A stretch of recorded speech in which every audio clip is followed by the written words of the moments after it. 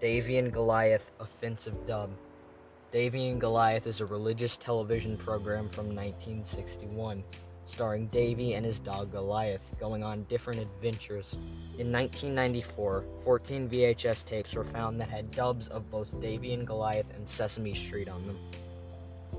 These tapes were altered to have different voiceovers, which included vulgar and juvenile jokes revolving around the different characters and themes of the episodes.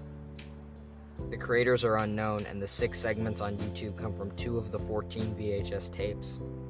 The other 12, as far as we know, have been thrown into the fire by the Lutheran Church.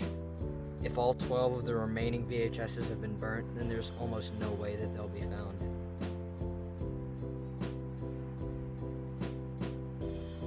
Wheel of Fortune, Matthew Fenwick. On March 18, 1998, an episode of Wheel of Fortune aired on television. This episode may seem quite normal to most people, but there's one thing notable about it. It starred a man named Matthew Fenwick, who was an at the time wanted child molester. In fact, he was caught because one of his victims, a 10-year-old girl, saw him on Jeopardy and reported him to the police. He was found 2 days after the episode was taped, and he pleaded guilty to sexually assaulting his 2 victims. There was no home media release or re-airings of the episode. However, it was found on the Buy a Vowels forum by user WheelFan82. It's since been uploaded to Dailymotion. Law and Order SVU Unstoppable. Law and Order SVU is a fictitious police drama about the NYPD solving cases that revolve around abuse or sexual assault. The plot synopsis of the episode Unstoppable is as follows. A politician, voiced by Gary Cole, is running for office. He's accused of sexual assault by various women. As it turns out, all of these accusations are completely false, and were booby-trapped because someone, it's unclear who in the online summary, felt as if he couldn't be a good president. In case you're not American or don't follow politics, the episode was made in reference to former President Donald J. Trump and a lawsuit that was filed against him. The episode was planned to have come out mere days after the 2016 election. However, there were a lot of arguments in the writer's room about it, and in the end, it hasn't seen the light of day. According to Ice-T, one of the main actors for the show, the episode, quote, wasn't worth saving. The only footage we have of the episode is in a promo that aired for NBC. I doubt this will ever be made public considering what happened in Donald Trump's presidency, but it being leaked is a possibility. Terrifying 9/11 or Shocking 911 or Special Forces 2 bases. Shocking 911 is an unlicensed Game Boy Advance game.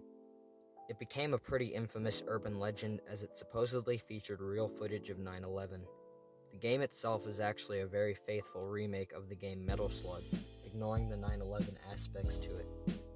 Currently, the common theory as to the game's quality is that there was a Metal Slug port planned, but never released. The files were leaked or purchased by the company and then used for their own gain. There are 2 versions of this game that we know of.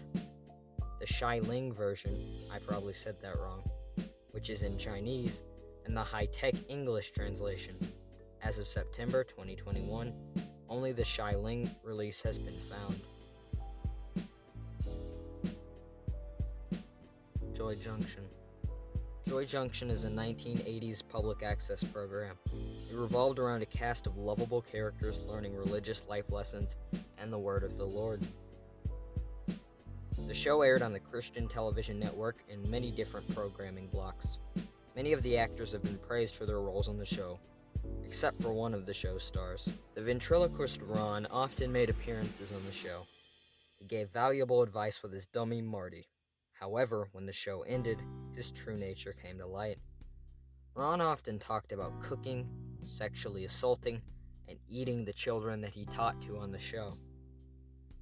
He was nearly caught in the 90s after police found children's underwear in his car, but he got away with it, saying that it was a prop for one of his puppets. He was convicted in 2013 after plans were seen to kidnap one of the children at a recent taping. He's now a registered sex offender and isn't allowed near children, nor to have an internet connection. Out of the possible hundreds of episodes of this show, 2 full episodes, a handful of clips, and a promo for a VHS release are all that are publicly available of Joy Junction. It's unlikely the show will ever see any airtime ever again,